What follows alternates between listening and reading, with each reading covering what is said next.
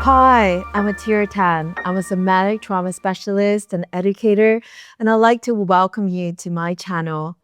My work focuses on trauma informed somatic approaches to healing, including how we prepare for, facilitate, and integrate both plant medicine and psychedelic experiences safely, with care, integrity, and also with compassion.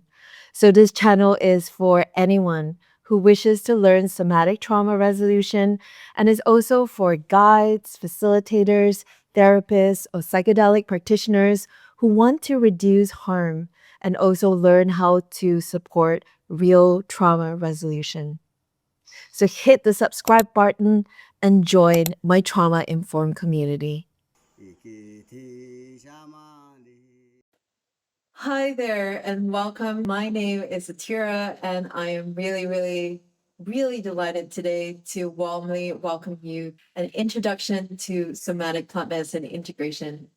And in our mini lecture today, we will be covering concepts and definitions around plant medicine integration.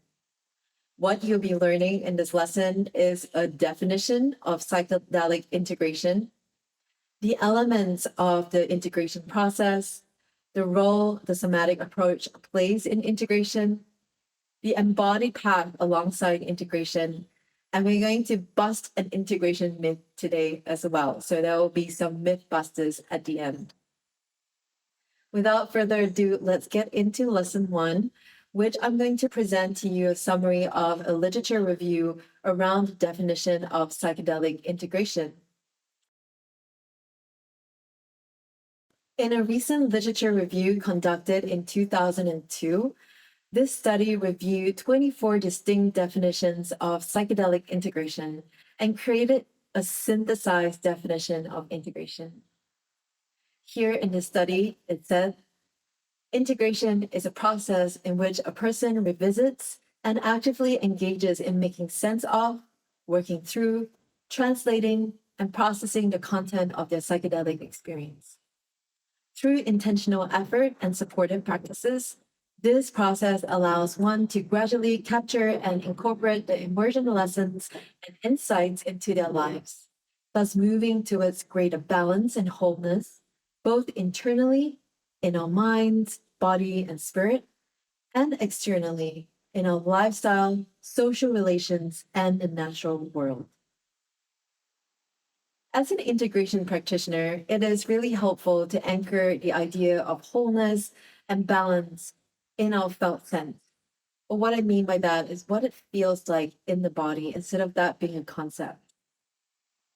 At this juncture of our mini lecture today, it may be supportive to reflect on what wholeness and the idea of balance means for you in your own personal journey and what it's looked like in your life. So maybe here you like to put your pen and papers away, to slow down on the inside, to feel the contact of you and a chair, or you with gravity, and to slow down and to ask yourself, how does this word of wholeness land for me in my body? What are some of the thoughts that come into my mind? What are some of your sensations, feelings, images, messages, words of wisdom? And how has your plant medicine journey led you to greater wholeness and balance in yourself, in your relationships, and your environment? And take some time to journal and to go within. So please feel free to pause the recording here so that you can go inside and to draw this image, write down these messages, your thoughts, feelings, and sensations that come up. But more importantly, to connect to what it feels like on the inside to feel whole, to not leave any part behind.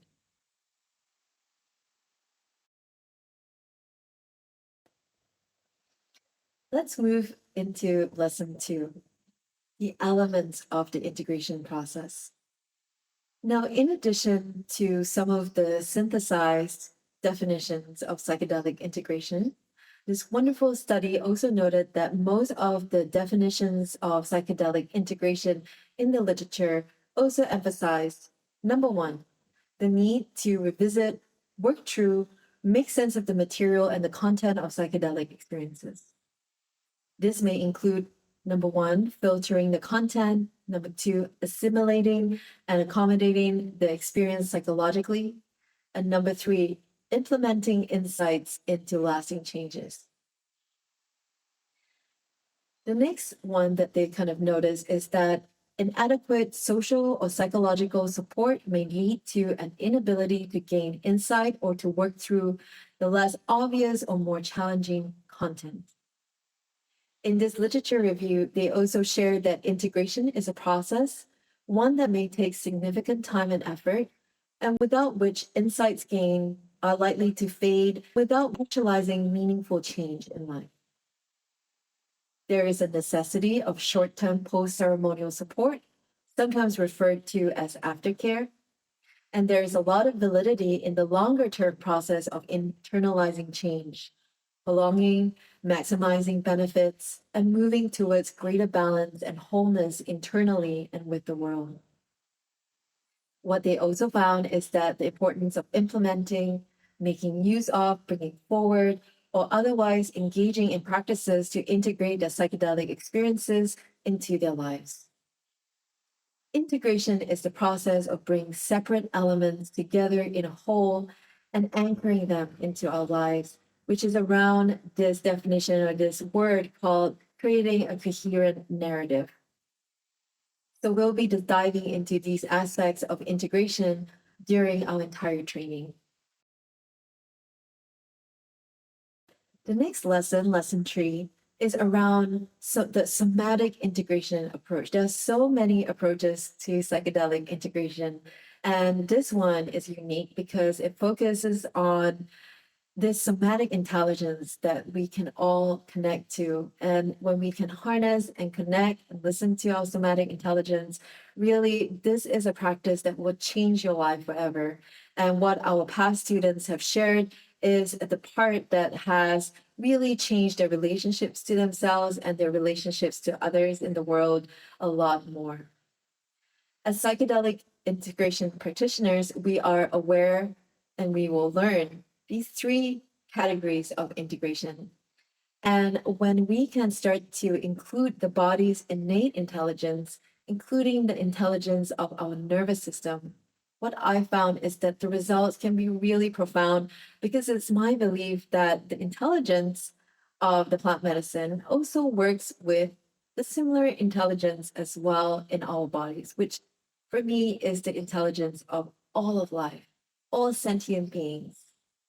Now, what I mean by this intelligence is that if we took a pause here and if we connected to all the miraculous things that are happening in this body right here, right now, like for example, my heart that's beating, my nervous system, which is sending signals, to different parts of my brain and my organs, the intelligence, which is regenerating my cells without me having to dictate or control anything, the lungs, my lungs, which are kind of breathing, or my kidneys that are kind of working without my thinking or controlling this intelligence. This is the intelligence that I'm talking about, the intelligence that perhaps, creates us from the embryonic state into an infant, into, 2 cells that merge together that create like a body, that create hands and fingers and the head and the brain. And all of this, all of us we're just so intelligently created. And this intelligence is really here all the time, and it is absolutely accessible to us. And it's only accessible to us through the present moment. It's not accessible when we think about the future or when we reflect on the past. It is only here in the present moment. Now, it is my belief that the same intelligence governs the same plant medicine spirits that work with us when we commune with them. And when we drink plant medicine or when we partake, in the sacred kind of medicines itself, there is intelligence that starts to work with our nervous systems and our bodies, and also the language of the nervous system, which are sensations. This is why, for example, in plant medicine, in this internal landscape is heightened, and there are many sensations that come up for us. Commonly, they are, nausea, vomiting, heat, chills, trembling, shaking, uncontrollable laughter, burping, so on and so forth. So this is a sign and symptom, all these signs when we start to experience these things.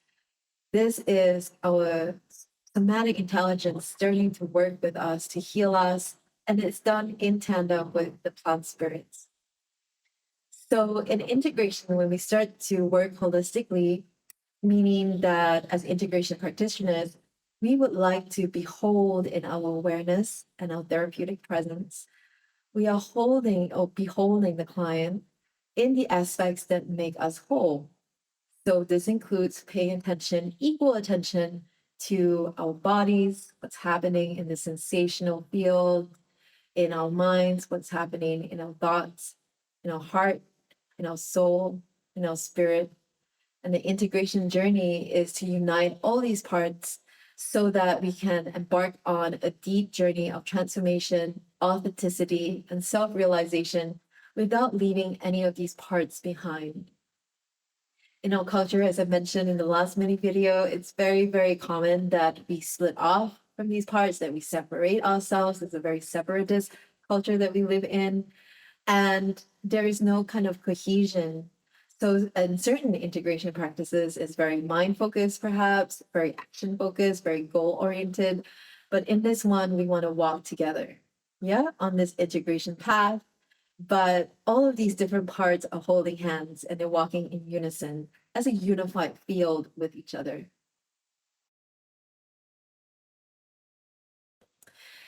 Let's come into lesson 4, the embodied path alongside integration. So as I mentioned, integration is so much more than just practices. Even though practices can be helpful, it is not the end game. What is the end game is this commitment. The commitment, the time and effort to embodying our insights. It's an intention that we really kind of set and ground and anchor like a tree or kind of like a mountain that is kind of extending into the earth. So an example that I like to share is if we can imagine that the plant medicine experience takes us to the 100th floor of a skyscraper. And at the 100th floor, we see now our perception of life completely changes, of ourselves, of others. Suddenly we have these amazing bird eye view, and we might understand life in a completely different way. We might connect to so many of the other dimensions that make up our life. However, after the altered state of consciousness experience, we will still come down to the ground floor if this is where we're at in our reality. Now, even though we've had the experience of reaching the 100th floor, integration actually beckons us on this sojourn to up-level ourselves, like literally using this metaphor, and to make our way in our conscious day-to-day lives from the ground floor to the 100th floor. And you imagine that this will take work, effort, commitment, and time. Maybe there's something blocking us from going to the first floor: fear, anger, unresolved imprints, perhaps an insecurity or a sense of unworthiness in ourselves. And this is all here to kind of clear and, really tend to, so that we can move to the first level and for the first level to be where we are in our lives. So most of the time, it takes a lot of curiosity, compassion, and care for ourselves so that we don't leave those parts behind. And a lot of the time, I see people, going to the 100th floor and they're like, oh, I'm completely changed now because I live now on the 100th floor. But really, over through time, they seem to kind of drop down the different floors and layers. And this can actually be a little bit of a jolt or a shock to the nervous system when they come back to the ground floor. So we don't want to leave any parts behind. We really want to hold and welcome all the different parts that make us human as we climb up to this 100th floor in this non-altered reality. And we can do that. And I'll share some examples of that in our mini lecture number 3.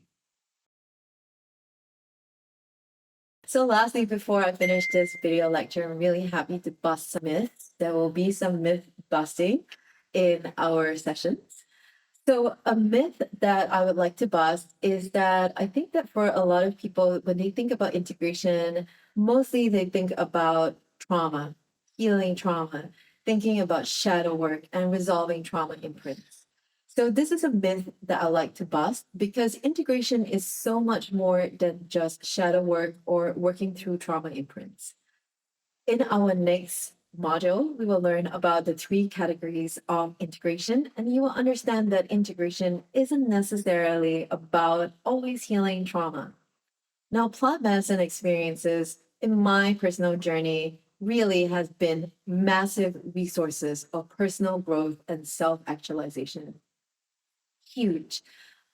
Personally in my life, I've had, a lot of sessions where I've connected to what we will call, quote unquote, our higher self.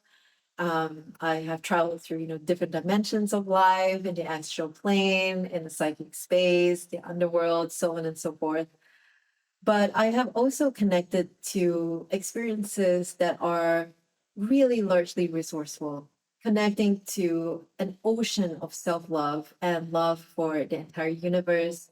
I have connected to very illuminating kind of moments where I've connected to, yeah, many different experiences that has changed my perception in life, but also enriched my sense of self and my sense of self-worth, my sense of understanding that perhaps I'm not just my trauma, I'm so much more than that, and different parts of myself that are really, yeah, enriching and resourceful, connecting to sources of courage within myself, healing certain moments in my life that I have been really shrouded in protective defenses and adaptations and not being able to see the true lesson in each experience.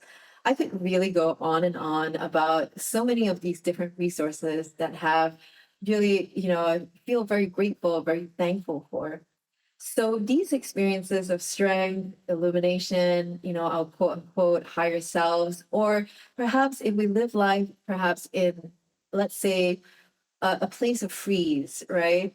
Of feeling a little bit more leaning on the hopeless and helpless side.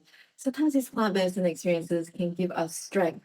It can tap ourselves into a place that is fierce, warrior like, that we want to take action, and all of these parts really are up for integration too. So integration is not just about trauma imprints, they are also about amplifying resources. And this really is such a beautiful and amazing journey that we'll dive into before we get into the trauma pieces of our program and our training, is really to help people to amplify resources. And this is such an amazing journey that I cannot, yeah, I really look forward to sharing with you more, especially in our 4-day live Zoom workshops.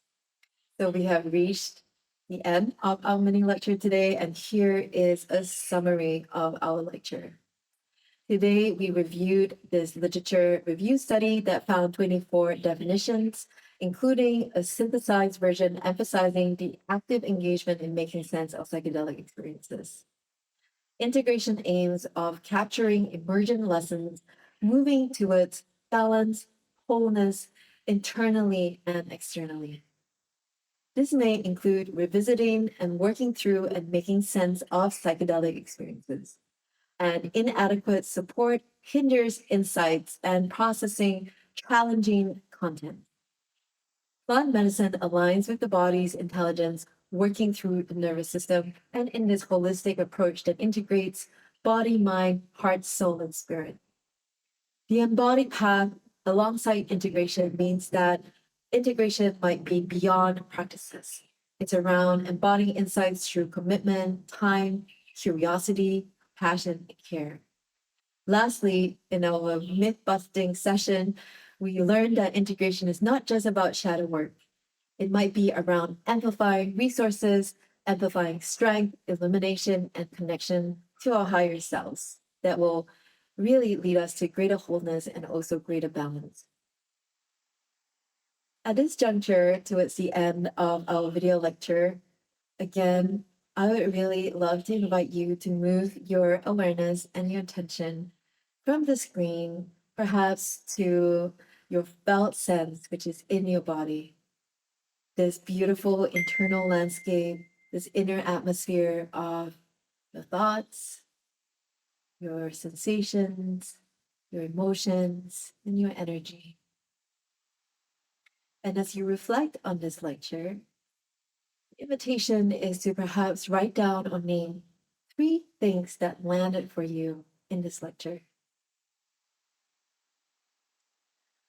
It might be helpful to also take some time to write down any kind of resources, like some of the resources that I was talking about for me, connecting to quote unquote my higher self, my warrior, my inner warrior, um, perhaps connection with a greater sense of love and compassion within myself.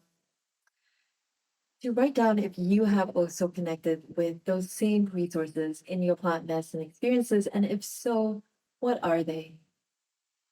And what do you notice when you slow down, when you take a pause in your body, when you recall these resourceful plant medicine experiences and their gifts?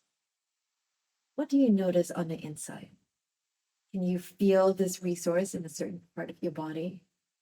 And if so, where do you notice it? And what is the texture and the tone of this felt sense of the resource inside?